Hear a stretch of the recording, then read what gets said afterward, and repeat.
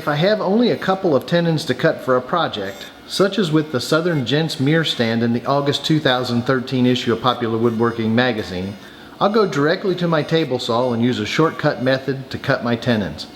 I call that method a bump cut.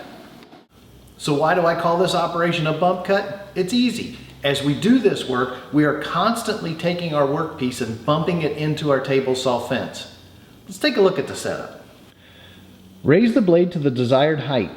On this piece, I'm removing a 1/4 inch of material on both faces to leave a 1/2 inch thick centered tenon when I'm done. Alright, next we want to position the fence. So I'm going to leave this for a 1 inch long tenon, but you have to remember to take into account the thickness of the kerf of your saw blade. So we're going to set this for 1 inch from this side of the blade to the fence. Now we're ready to go.